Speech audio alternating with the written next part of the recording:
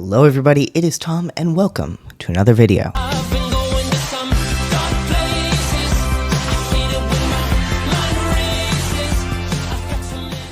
So hello, we are back finally with more Heartstopper. Apologies for how long it has taken me to get back to Heartstopper, but as some of you may know, unfortunately I had to say goodbye to my elderly cat Benny a few weeks ago, and it left me in not the best place for making videos. So yeah, I'm trying to get back into it, but thank you for...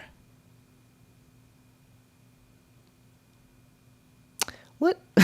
What is that? Yeah, so it's probably just like a mote of dust, a dust mote or something, but like it's just a bit strange that I'm here talking about how sad I am about losing Benny, and then suddenly there's like a weird ghost orb floating near my head. So okay.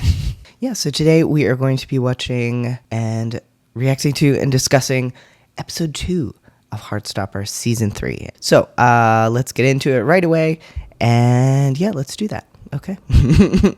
I do feel like it's going to be weird hearing Joe speak in his actual accent, because I have been like 24/7 Agatha all along for the past few weeks. So yeah.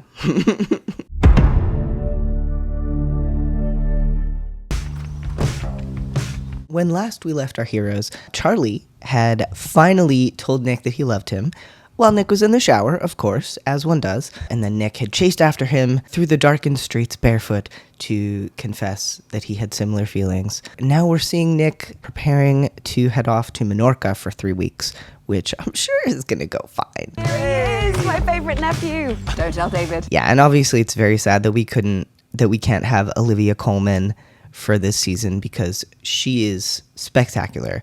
But I love Haley Atwell. Haley Atwell is fantastic, and I think she does an amazing job as Aunt Diane, which I have an Aunt Diane as well, actually. Shame Mum had to pull out. There's always next year. It's okay. Like we don't have any explanation about where she is or why she's not going. It's just, oh yeah, too bad she can't come. Oh well, let's move on. Actually, if you're familiar with the term "as you know, Bob," it's when characters in books or movies or TV shows or whatever tell another character what they already know to inform us, the viewers or readers, of what's going on. So saying like, well, as you know, Aunt Diane, Mom could not come because blah, blah, blah, blah. But the character already knows that. It's not the best way to give the audience information, because it doesn't make sense for those characters to be talking about that, things that they already know like that. So from a good writing perspective, this is fine. Oh, Charlie, where I have that shirt. Good shirt. It gets better. Right, off we go. And this song, It Gets Better. Of course, It Gets Better is kind of the campaign to encourage LGBTQ teens and young people that even if it's difficult when they're in high school or difficult as an adolescent, it does get better. So Charlie diligently doing his work, checking his phone all the time for Nick. Okay, so we have old messages. Nick, what time shall I pick you up for the beach? Maybe like 10 a.m. Okay, I'll be there. It's our second beach day. It is Heart. That was one of my favorite days ever. Me too. You better not almost drop me in the water again. He did not almost drop you in the water. He did drop you in the water. So mission accomplished. And Nick says, I can make no promises. And then we have, hi, I love you a lot. And then Nick says, I love you. I like saying it. They're so cute. And then text me when you land, from Charlie. And we're still waiting for Nick to land. Yeah. What a beautiful... He checks it again. How about now? Okay, but how about now? I've been there, man. Okay, but how about now? Doing his homework with one hand while holding the phone in the other hand. Oh, I love you, alternative energy sources. Oh, and then his mind wandering to Nick and imagining what they might be doing if Nick were here. Great use of the music here. Yeah, and a good song choice here, because this is really Charlie's journey throughout the season of it does get better. Like right now he's in a low place. He's missing Nick. And of course we know, he's not going to be in a great place very soon, but it does get better. I love you. I love you. Oh, just saying I love you. I love you. Okay. And then we have Nick at the airport in Menorca. First thing he does is go text his boyfriend. Now, I will say I'm sad that we do not get the scene where David gets like beautifully told off by Sarah, but I'm very glad David is not here. It is lovely to see also that Diane is always very centered in on Nick and how he's doing. She's clearly trying to take care of him in the absence of his mom, which is great to see. She seems like a very wonderful person. So Nick says, just landed. Charlie says, come back, with a little tear, and then says, I want pics of your villa ASAP. And then we have Nick typing, did you eat today? And then thinks better of it and deletes it. And like, I think it was the right thing to delete this. Like, asking someone with an eating disorder straight up, did you eat today, can come off, especially via text, can come off as very aggressive and judgmental. And I think Charlie would not have reacted well to that. It would have made him like put up all his walls again and just feel really bad about himself. So I think the instinct that Nick has to check in on Charlie is good, but the fact that he does not check in specifically by asking him this question is a good choice. Oh, he's not even doing his homework. He's just writing stuff in the margins now. Charlie, can you tidy up a bit in here, please? The room looks a mess. Now, here's my issue with this. Like, through the whole beginning of the last season, his mom was like, you need to be doing your schoolwork. You need to be doing your schoolwork. Why aren't you doing your schoolwork? And here he is, doing his schoolwork. What more do you want, Mom? What more do you want? I mean, obviously, like, asking your child to clean up a public space in the house is fine, but like, come on. Did you do it? Yeah. And he said it back? Yeah. I love their relationship so much, and the fact that like she follows up on things like this and is so genuinely interested in his life and how he's feeling and how he's doing. Told you. Shut up. I wonder how many times Tori has said told you to Charlie. It seems like it would be a very large amount. So it was a good day then? It was fun. It's very complicated for Charlie because it was a fun day, but it also had a lot of not so great stuff in it as well.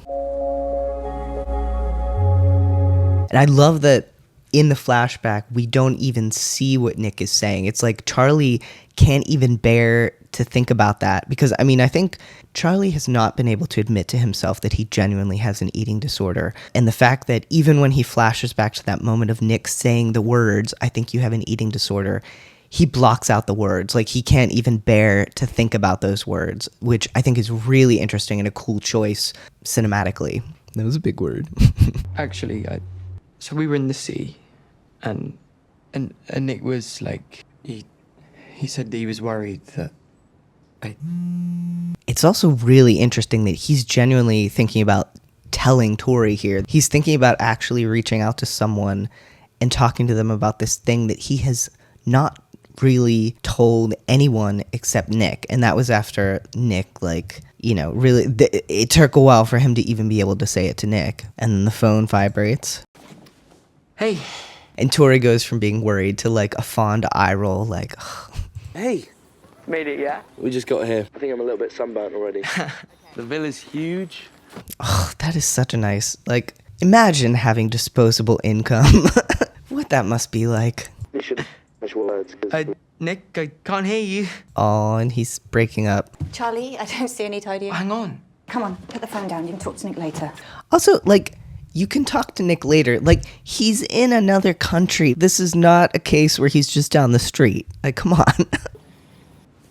Great. Yeah, so the fact that Charlie was sitting there this whole time, like, just longing to talk to Nick, checking his phone again and again and again, and then when Nick finally calls, the connection is bad, they can't hear each other, his mom is trying to stop him from talking to him. I can understand how he would feel kind of frustrated here. We need to have a talk about Nick anyway. You're too young to be having sex. What? We're not. He came home yesterday wearing his clothes. It's very important to wear the wonderful, cozy, comfy hoodie that belongs to your boyfriend or girlfriend or anyone, because it's comfy and cozy and it smells like them. I'm worried that you're putting a boy over everything else. Okay, that is a fair concern.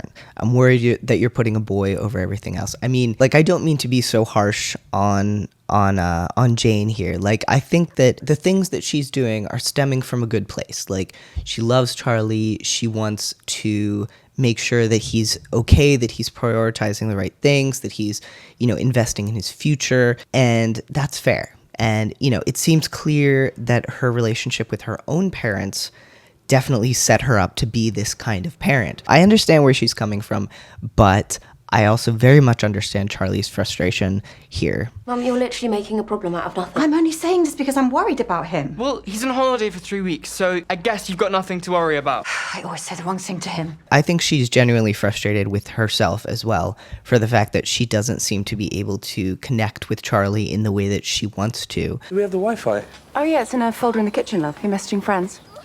I was just talking to my boyfriend. I love this moment. Like, after we spent so much of last season of Nick trying to find the courage to come out and trying and failing so many times to come out to people, how easily he says this to his aunt. Like, there's a second of pause, and then he's just like, I was talking to my boyfriend. I mean, granted, it's very clear that Diane will be cool about it because she's a very cool person. But it's very good to see that Nick has reached this point. Your boyfriend? Well, we have a lot to catch up on, don't we? And she's like, oh, well, spill the tea, Nicholas. How about once I've unpacked, you give me the full story over a glass of red and some breadsticks? Wine and bread, let's go. Yeah? Sounds good. Okay, we're back at school. And week 1, meaning, of course, the first week of Nick and Charlie's separation. And I think it's really interesting that this episode is framed by the number of weeks, like the time that's passing that Nick and Charlie are away from each other, or that Nick is away from Charlie, I guess. We have our favorite teachers. 11 o'clock on the dot. You know me. I do. Yeah, you do. They're so cute. I'm glad they gave us this scene. I love that. So while Mr. Farouk is laying down folders, Mr. Ajayi is staring at him.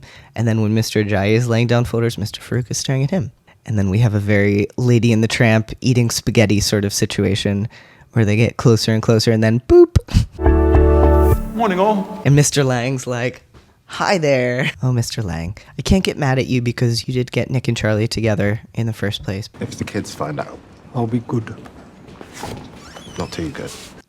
Not too good. The kids coming in to get their GCSE results. You're going to do amazing. And even if you don't, it's still amazing. Tao is very wonderfully supportive. You're more stressed about this than I am. I'm not stressed. I'm not stressed. Yes, it's Gran. We love Darcy's Gran in her little car. This is the most Gran automobile I have ever seen in my life, and I love it. Good luck, you two. And remember, bad grades aren't the worst thing in the world. Damn straight, Gran. I left school at 14. Look at me now, thriving. Like, just the contrast between Darcy's mother, who is terrible, and Darcy's Gran, who is literally the best person in the world. I'm so glad that Darcy has someone like this in their life now. Can you read? What? Unless it's been a con the whole time. He's just sitting there scanning the pages of book after book, but he's not actually understanding any of it. Wow. Conspiracy theory. Oh my god, I got 8 in drama! Of course you got an 8 in drama, Imogen. No surprise there. Oh, poor Darcy. So it looks like pretty much everyone in the gang is really happy with their results, except for Darcy. Wow. So apparently 9 is the highest you can get, and Tara has straight 9s down the board in every single subject.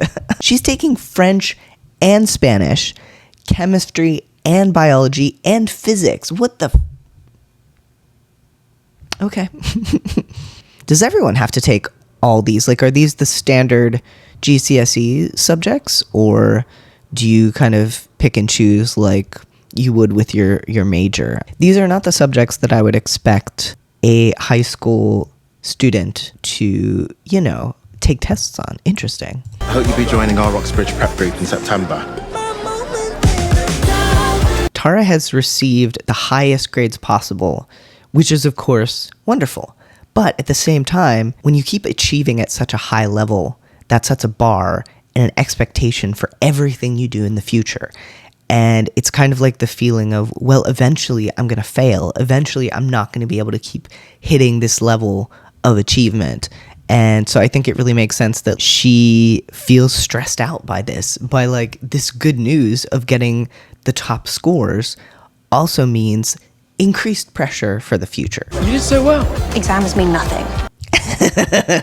And Tori, after finding out that she did really, really well, is like, exams mean nothing. I love that Charlie picks up Nick's scores here. It's a favor to Nick, but it's also a way for him to feel close to Nick when they're so far away from each other. Okay, so we have Nicholas Nelson. So English 6, Maths 5, Chemistry 6, Biology. Maths was the one where he was essentially having a panic attack, so he still managed to get a passing grade, so that's pretty good. Chemistry 6, Biology 7, Physics 7, French 9, Physical Education. Wait, well, of course he got a 9 in French and Phys Ed. Of course he did. Not the noodle. Oh my gosh, I miss swimming. I have not been able to go swimming in a really long time. And the new Charlie Nelly background, love it. So Charlie says, "You did amazing." This is wild. Like, we in America for the SATs, we don't have to do chemistry, biology, physics, foreign language, phys ed, or psychology. Like, it's very basic stuff. So this is wild to me. Oh my god. Thank you for getting them. Charlie just texted. I passed all my GCSEs. Hey, that's fantastic. They're so supportive. These folks are great. We really need to meet Charlie. You'll have to bring him around for Christmas because he needs family approval. Or you could bring him on holiday next year. If he survives one of our hikes in 35 degrees, then he'll pass the test. Oh, don't make poor Charlie hike in 35 degrees. And like, at first, Nick is thinking about how wonderful that would be to have Charlie there with him. Some great things going on with the light here. And then Charlie walks in and waves. But then... So the way that even Nick's pleasant daydreams about Charlie are kind of tainted by his worry about Charlie's eating disorder and everything that's going on with him is really sad. A little bit risky having your phone that close to a swimming pool. Like, I would 100% drop my phone in the water. Oh, selfie time. This angle. Like, the camera in Kit Connor's armpit to get this angle. Charlie just there like... I thought we were all going to Nando's to celebrate results. That's like the only reason that I'm here. Oh, I feel so bad for Isaac in this scene. Like, everyone has split off into their couples, except for Charlie, obviously. But, you know, they've all split off into their couples. Even Charlie is hanging behind, texting with his person, even if he's not with him physically. And poor Isaac is there, and they're all just like... I totally forgot. Me and I were going to go to the park. I kind of have to start packing. Another time, Isaac, promise. It's very unfortunate that this happens and that, like, none of them are prioritizing Isaac in this moment. I guess it's just you and me then. Okay. I feel like Charlie absolutely would have been there for Isaac if it had not been an activity centered around food. Like, the fact that it is him and one other person going to a place to eat food. Like, when you're in a group setting, it's easier to hide the fact that you're not eating, but when it's just you and one other person, like, there's no way that Charlie could have done this. So I do not blame him at all, but I feel really bad for Isaac here. Nah, we're good. Another time. And Isaac handles it really well, but like, I can really understand why he blows up later on after this keeps happening. See you later. Bye. We have Isaac looking at Charlie as he walks away here, maybe starting to get the sense that something is wrong. We're really leaning into the Instagram this time because it is sponsored by Instagram. Chaotic packing alert indeed. Obviously, Tara loves Darcy very much, but I feel like she will very much enjoy when her room is no longer filled with Darcy's chaotic placement of items. And we have, here we go. We have Jack Maddox on the road with 10 things I hate about Plato. Buy it here.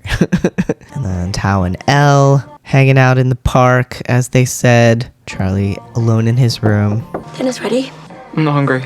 I'll eat later. You're abandoning me again. Poor Tori. It is unfortunate that, you know, Charlie's way of dealing with feeling bad is to hermit himself, like to pull away from people and everything. Kind of like we saw in season 1 when he was trying to break up with Nick and then started like just, you know, not seeing his friends, not seeing Nick, not seeing anyone, eating alone in the art room. And here too, he's kind of isolating himself. But unfortunately, that means that Tori is left alone as well. I don't want to see Mum. Oof, and the music in the background, Shell of Myself, which I'm sure is how Charlie feels with Nick gone, like he's just a shell of himself. We have Charlie looking at this selfie of Nick, where he's, just totally unself-conscious, just like, here's me in the pool. And at first, he's like, well, I should send a selfie in return. And he takes a bunch of them. We see Charlie here giving us a hint of the body issues that he's dealing with, of just the feeling that there's something that doesn't measure up about his appearance. And I mean, comparing yourself to a shirtless photo of Kit Connor is going to make anyone feel kind of, like maybe they are not living up to the standard. But yeah, he ultimately decides not to send it, which is so sad because obviously Nick would have loved to see Charlie's selfie in that moment. Okay, week 2. I like that shirt of Nick's. Most common sentence that I say when watching Heartstopper. We see a lot of Nick sitting on steps and texting Charlie, which is really interesting. Like the idea of steps and like having to climb to get, I don't know, there's something there. It's 7 o'clock in the morning as I'm recording this, so my brain might not be in the best place, but there's something there. This is very American Tale, where like we're looking at the same moon, though in this case the moon is Instagram. Oh my gosh, catch planes, not feelings. What a mood. Oh, and it's moving day for... This is a very cool way also to show us what's going on with the friend group without necessarily having a full scene with them. We just kind of get snapshots of what they're up to via Instagram. We have a lot of texts from Nick and very short responses from Charlie. So we went on a hike today. It was so hot I nearly died. I survived, in parentheses, but my leg muscles hurt. Never going on a hike again. Fair, same. And Charlie says, wish I could hug you. And then Nick says, how are you doing today? And Charlie says, all good. So Charlie is being purposely brief when it comes to describing how he's doing mentally. And then we have today, hey, how's your day today? And it was sent at 11:23, read at 12:07, and Charlie just has not responded. And like, I really relate, because as someone who deals with anxiety, depression, when someone you care about asks how you're doing and you're not doing well, but you don't want to get into it, you don't want to bum them out, you don't want to name the feelings that you're feeling, sometimes you just leave it on read for a while until you can figure out how to respond. But I'm sure this is difficult for Nick, who obviously wants to know how Charlie's doing. And you can kind of see the thought process of him being like, well, maybe he's busy or maybe he's doing something. And then we jump to... That was a very cool cut where like the music cuts off and we jump to it's nighttime. So in the daytime, having read that, Nick was kind of like, oh, it's fine. It's okay. It hasn't been that long. And then we jump to night where clearly Charlie has still not responded and Nick is just starting to really worry. And then finally his cell phone beeps. Finally he gets a response and it's all good. Again, just saying all good, like very brief, and then immediately turning it around to be like, how are you? So I so relate to Charlie in this because I have done exactly this. And we have Nick smiling, like being relieved. You look like a lovesick puppy, dear nephew. I am diagnosing you with a severe case of smitten and growing symptoms of head over heels. Again, talking about the as you know Bob, which we mentioned earlier. Well, I mentioned earlier. I'm the royal we. This is a really fun way to give us information that both characters know without it sounding forced or without it sounding like we're just doing exposition. Like they're joking about it and she's like, well, I am a qualified psychiatrist and I diagnose you with a severe case of blah, blah, blah. Like very good writing there in terms of imparting that information without it feeling forced. I don't think that's a real thing. I am a qualified psychiatrist, so actually I make the rules. And I love this too, the fact, like, again, very sad our queen Olivia Colman is not here, but the fact that Nick has not only a supportive aunt, but an aunt who genuinely knows the information that he needs. I think it's great that Nick is able to get information about things like this from his aunt, a caring person who cares about him. What is wrong with me today? I cannot speak. Do you ever treat people with eating disorders? Sometimes. It's not my speciality, but it tends to go hand in hand with other things. She's definitely sensing that something is not right here, and the fact that he asked this question and looks concerned. Why? And then Nick, like, gives this shaky breath. I don't know. Just curious. I mean, I'm sure he feels like, number one, he's not 100% sure that Charlie does have an eating disorder because Charlie outright denied it, but Nick's suspicions are growing. And number two, he probably feels like it's not something that he should be telling people. She just looks at him and, like, knows that there's more going on there. Okay, so we have the girls at Darcy's new room at Gran's house. You need a nice poster of a handsome boy up there. I'm a lesbian, Gran. I love that Darcy's just like, I'm a lesbian, Gran. You need a pretty girl up there, then. I love this switch from Gran, where at first she's like, you need a handsome boy up there. I'm a lesbian, Gran. Oh, you need a pretty girl up there then. Oh, and is that Tara putting on Darcy's sweatshirt in the background? Perfect. And Tara puts up a picture of herself. Excellent work.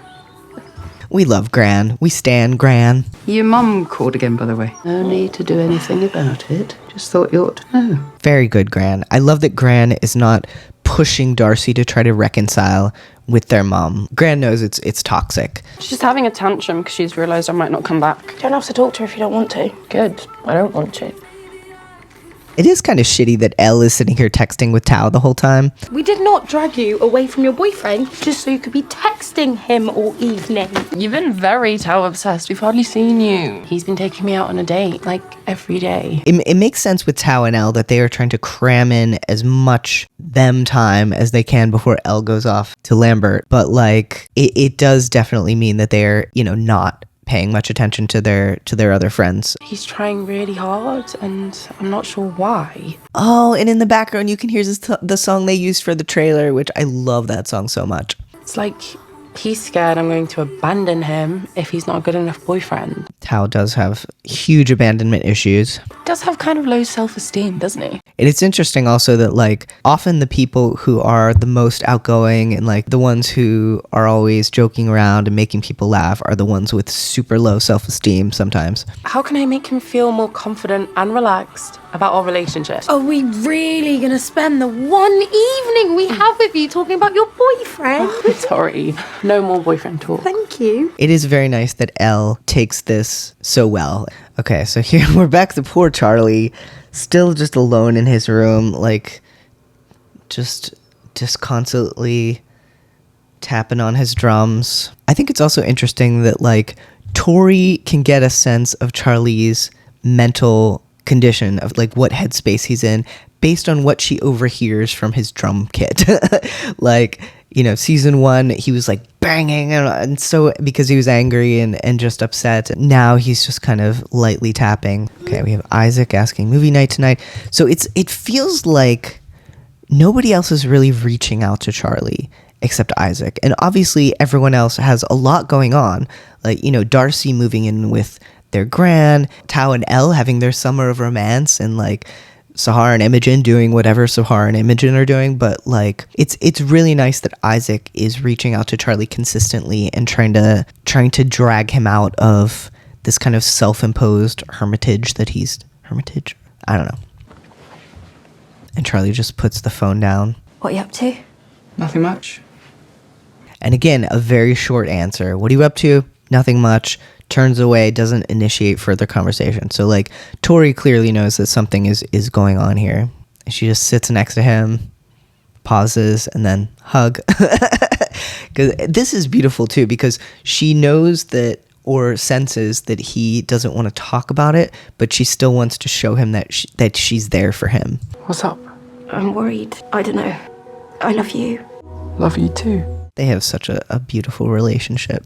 And it's such an interesting thing that, like, so much of this season is focused around the idea of people being fixated on one other person. We have Nick and Charlie, Tao and Elle, Tara and Darcy, Sahar and Imogen to a lesser degree. But for Tori, Charlie is that person. Charlie is the person that she is most fixated on. This has to be extra difficult for her because the person that she cares about the most is withdrawing, isolating himself. She sees what's happening to him but can't do anything about it. And that's really, I mean, Nick is in a similar position from farther away, but yeah. Ow. What? Oh, my mum found this when she was clearing out the loft. It was my dad's. He was always using this when I was a little kid, so I thought I'd keep it. I do think it's really nice that Tao is kind of following in his dad's footsteps here of, you know, photography and filmmaking and things like that. I think it also shows that he's sort of, obviously you never really completely heal from a loss that big, especially that young, but it does feel like he's healing to a certain extent here, where not only is he learning to get over his abandonment issues throughout the season, but he's also learning to embrace something that really reminds him of his dad, which is really beautiful. He'd always be taking photos of me. I'd hate it. I'd never sit still. I wish I'd sat still. I definitely have similar feelings. My dad died when I was the same age as Tao. I was 12 when he passed away. And like, after that happened, all I could think about was like all the times I was a complete brat to him and just wishing that like I had been better or nicer or, you know, less of a dick. But, you know, when you're a kid, you don't know to appreciate your parents. So that will be Isaac. And here comes Isaac. And we also have a Darla who is reminding me that it may be almost time for her to have a snack. Maybe, perhaps. Oh, is that Tao and his dad? I didn't notice this before. That's so, oh. How did I miss that the first time? She literally picks it up and holds it. Oh, God. Like, couples, don't do this. Don't be like this. It's so obnoxious. Like, even if they were not literally sitting on the same bed and, like, physically bumping Isaac, this is so obnoxious. Do not do this. When's Charlie getting here? Poor Isaac. He's like, please tell me Charlie's coming to this. He didn't really reply to the group chat. What are your ticklish points? What are your ticklish parts? Tao, please. Do you not think it's weird that Charlie hasn't been replying to the group chat? Yeah, the fact that Charlie did not reply and Isaac is the only one who thinks that this is, you know, something they should be concerned about. He's probably with Nick or something. But Nick went on holiday. The fact that, like, Tao was so focused on his summer of romance that he didn't even know that Nick was away for 3 weeks or didn't even remember, like, that says a lot about how fixated he is on Elle at this moment. Isaac, I'm sure he's fine. Also, he hates my movie choices, so I bet he didn't want to come. This is such a contrast, too, to, like, season 1, Charlie telling Tao that he was going to miss movie night, to now, where Tao's just like, oh, it's fine. Which obviously is good, but in this case, he should be a little bit concerned. We all hate your movie choices. Excuse me. Poor Isaac. Oh, what Tao? I'm gonna head off, actually, guys. Well done, Isaac. Get out of there.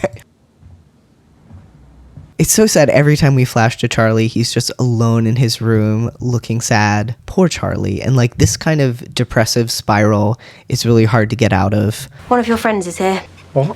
And Charlie looks so surprised that one of his friends has shown up. Hey. What's going on, Charlie?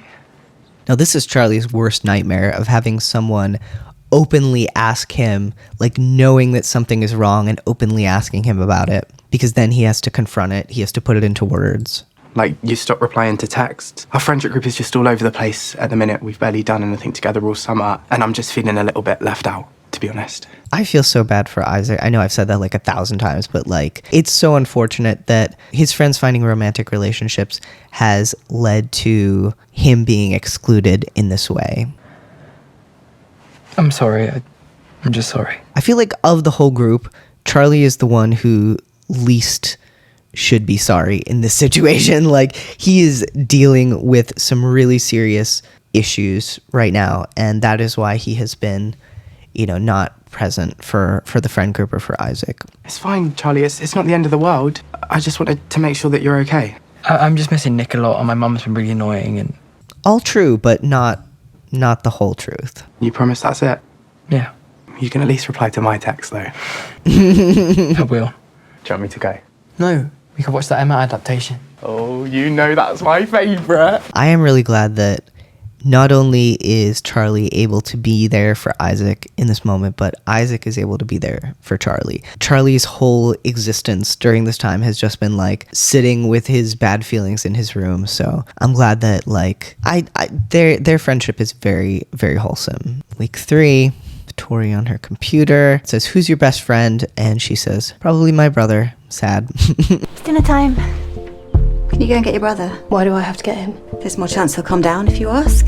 It's good that Jane is giving Charlie space, but she's also avoiding the situation and avoiding sorting out the tension between her and Charlie, which, gee, wonder where Charlie got that from. Charlie immediately shuts his laptop. Dinner's ready. Dad's done a roast. It'll be absolutely flavourless, but you know he loves doing a roast. What was that about my cooking skills? Poor Julio, but like, you gotta season that stuff. Charlie, can you come and help me lay the table, please? Obviously, this is an invasion of Charlie's privacy, but at the same time, like, I definitely understand why she looks, because she knows something's wrong and he's not going to tell her, do I have an eating disorder?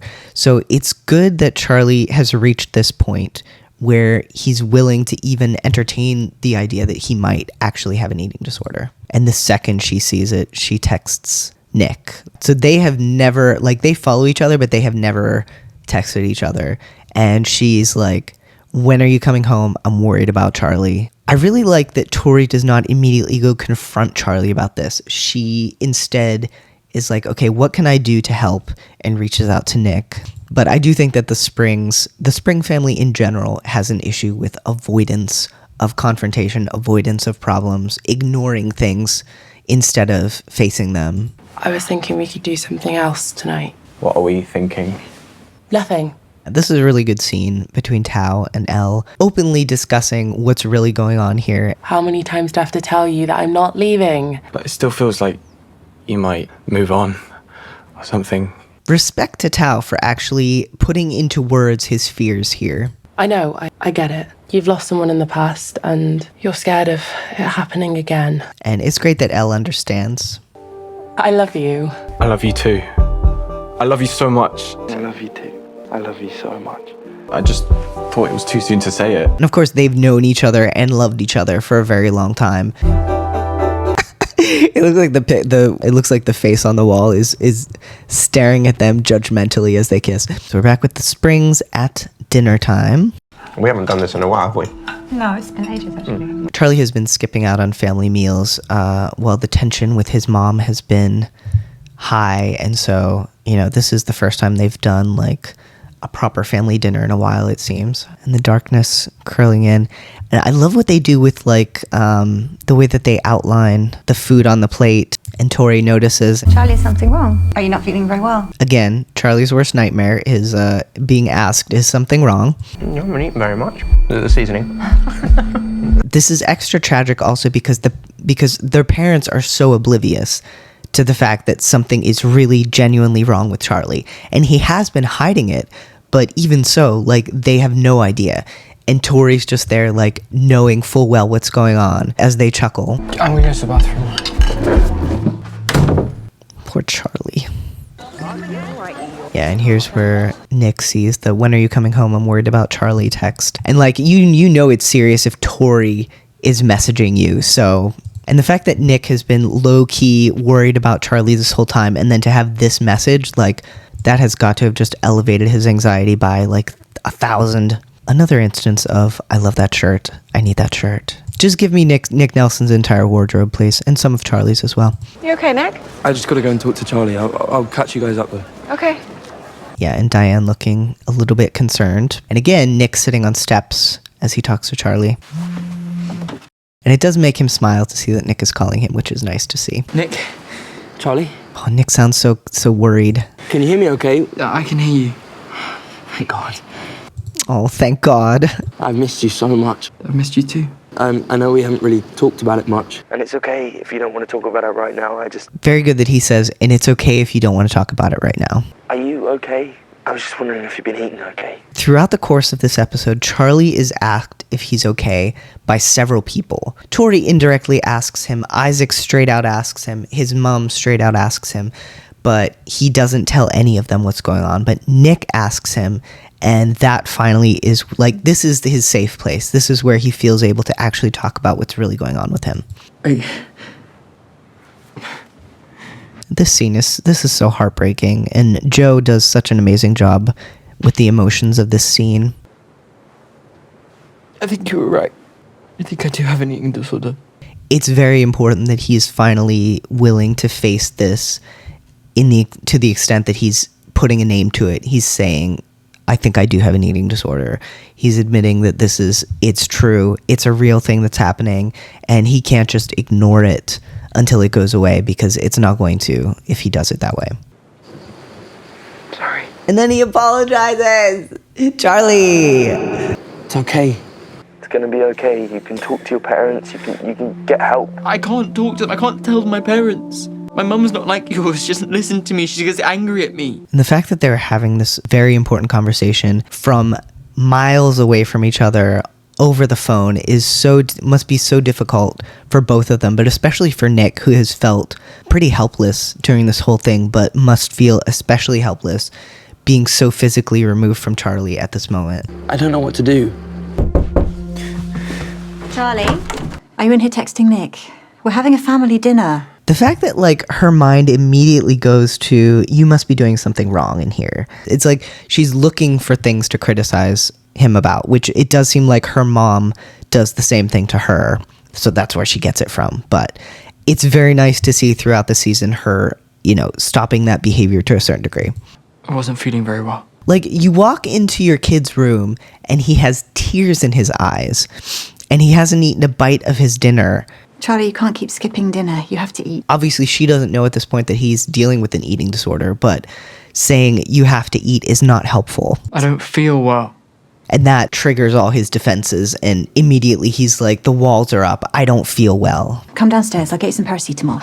I have to go. Sorry, I love you. I'm glad that he says, I love you, but he hangs up before Nick has the chance to say it back. I love you.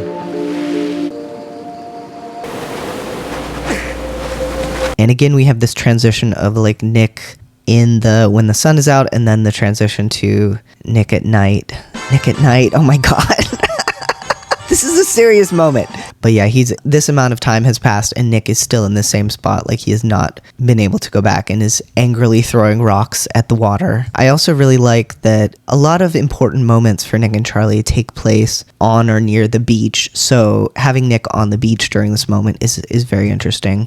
He's angry, he's frustrated, he's worried, he's sad, he's lost and alone and scared. We should probably be heading back soon. I need to put the kids to bed. What's going on? You've had something on your mind this whole holiday. Yeah, she's clocked it the whole time that, that something is not completely right here. Charlie has an eating disorder. He just can't eat sometimes, a lot of the time. It just makes him really anxious and getting really bad recently. I'm trying to get him to talk to me about it, maybe talk to his parents or something, but he says he just can't. Nick has been suffering alone about this for so long, and I'm so glad that he has his aunt here who not only loves him and cares about him, but is a mental health professional. If they were gonna not have Olivia Colman in this season, in this scene, this is the way to do it. I don't know what to do now. And that helpless feeling of like the person you love the most going through something that you don't know how to help them through. I know that Kit Connor has said that he feels like he didn't do a great job with this scene, but like, no, Kit, you knocked it out of the park. This is such an emotionally affecting scene. I can't force him to eat because then it will just make him more upset. If I don't do anything, he'll just... Yeah, this if I don't do anything, like, is so scary to think about. This fear of not just Charlie going through this terrible thing, but losing Charlie to this terrible thing. I really love him, and I'm scared. Oh, come here.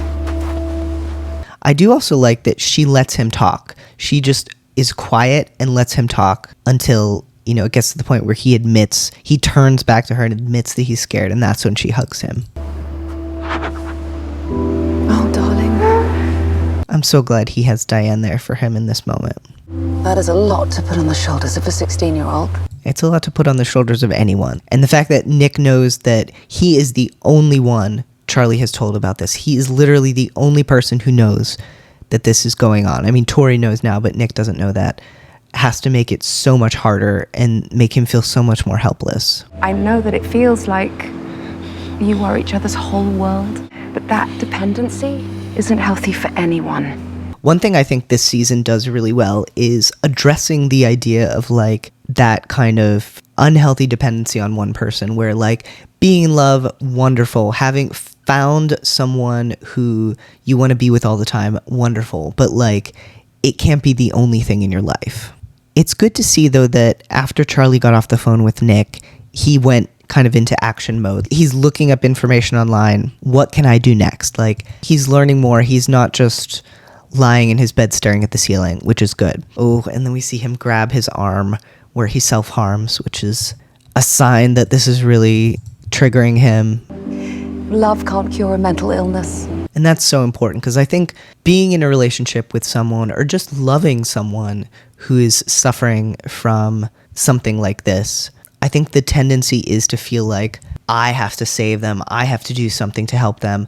I am the one who's responsible for helping them, but that's not the case. One of the things I love about Heartstopper is that not only is it just beautiful moments between great characters, but we also get kind of a how-to guide on different things. We see how to react when someone comes out to you. We see how to support someone who's struggling mentally or struggling with an eating disorder specifically. So I just can't do anything. You can be there for him, just to talk or listen. And then you can be there for him just to talk or listen. We cut to Isaac's thread with Charlie. Hello, we were going to talk about that book. I need you to read it. Wait, what was it called again? The Song of Achilles. Don't do it. It's a tragedy, so it's sad, but it's so beautifully written, and the love story is heartbreaking the best way. And Isaac, I need to be in a specific mood to read something sad, but it sounds wonderful. It's on my to-read list. And let me know when you've read it so we can discuss. Want to meet up today, little bookshop trip. So Isaac keeps reaching out, and I love that. I love that. Their relationship is so nice, and I love that this season shows us more of it.